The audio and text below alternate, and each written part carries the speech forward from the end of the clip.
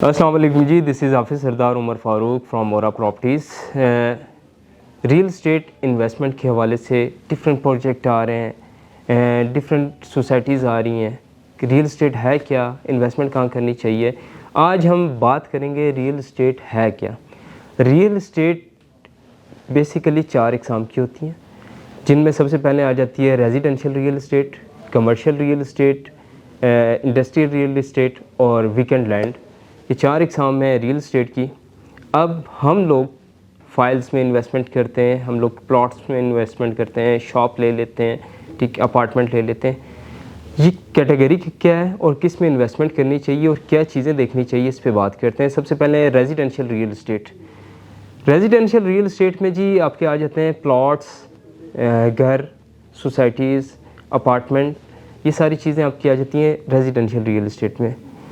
किसी भी residential project में इन्वेस्टमेंट करने से पहले जो बेसिक चीज़ें देखने वाली होती हैं वो ये होती हैं कि उसकी एक्सेस, उसकी लोकेशन कहाँ पे है, फिर उसको एक्सेस कितना एरिया कर रहा है, उसकी ट्रांजिट रूट कितने आ रहे हैं उसमें, फिर उसमें हेल्थ के लिए क्या है, एजुकेशन के लिए क्या फैसिलिटीज़ हैं या नहीं है। फिर इस टाइम अगर हम देखें तो पानी का एक बहुत बड़ा इशू है सराउंडिंग में, तो क्या उसमें पानी की सहूलियात मुयसर हैं या नहीं है, सीवरेज सिस्टम अच्छा डला हुआ है या नहीं डला हुआ। जैसे बहुत से एरियाज़ में पिछले अरसे में भी सैलाब आया, तो क्या उनका सीवरेज सिस्टम अच्छा है या नहीं है। फिर उसके नज़दीक तरीन कितने एरियाज़ लगते हैं, कहाँ कहाँ से उसमें लोग मूव होंगे। अगर ये सारी चीज़ें उस पर ऊपर लागू होती हैं तो आपकी इन्वेस्टमेंट ज़ाया नहीं जाएगी, बहुत जल्द अच्छा रिटर्न देगी। अब आ जाती है बात कमर्शियल रियल इस्टेट की। कमर्शियल रियल इस्टेट को सबसे पहले अगर हम एलुबरेट करें तो इसमें आ जाती हैं आपकी shops, mall, offices, high rise buildings में ऑफिसेज़, अपार्टमेंट ऑफिसेज़ बने होते हैं। तजारती जितनी भी चीज़ें जहाँ पे भी आती हैं वो कमर्शियल रियल इस्टेट में आती हैं। अब कमर्शियल रियल इस्टेट में इन्वेस्टमेंट की जाए तो उसमें बेसिक रूल तो ये है, सबसे पहले देखा जाए कि उसकी लोकेशन क्या है, उसको कितना एरियाज़ उसके सराउंडिंग में, कितने लोग उसमें आ सकते हैं, कितने ट्रांजिट रूट हैं उसके नियर बाय में, ठीक है, ऑडियंस कितनी आएगी।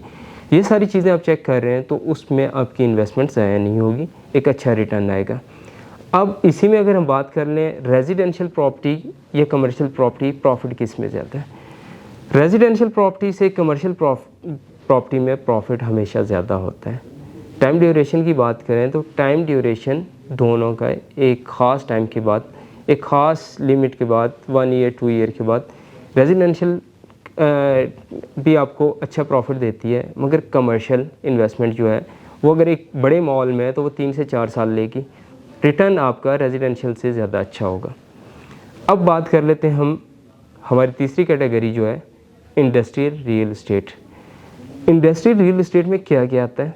इंडस्ट्रियल रियल इस्टेट में आपकी इंडस्ट्री से रिलेटेड आपके जितने भी होते हैं इंडस्ट्रियल एरियाज़, जिनमें आपकी प्रोडक्शन हाउस हो जाती है, जहाँ कुछ ना कुछ बड़ी प्रोडक्शन हो रही होती है, जहाँ से सामान बहुत सारे एरिया को डिलीवर हो रहा होता है, या जहाँ पे गोदाम बने होते हैं, ये सारे इंडस्ट्रियल एरियाज़ में आते हैं।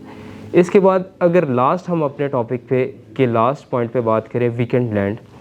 वीकेंड लैंड में कौन कौन से एरियाज़ आते हैं, कौन कौन सी प्रोजेक्ट आते हैं, कौन कौन सी ज़मीनें आती हैं। वीकेंड लैंड में कहते हैं जी फार्म हाउसेस को, ऐसी ज़मीन जिस पे आप परमानेंट ना रहें, एक आप छुट्टियां गुजारने जा रहे हैं, वो वीकेंड लैंड में आती है। फार्म हाउसेस हो जाते हैं, आउट स्टेशन कोई एरिया ऐसा होता है। इसके अलावा ज़राई ज़मीन वीकेंड लैंड में आ जाती हैं।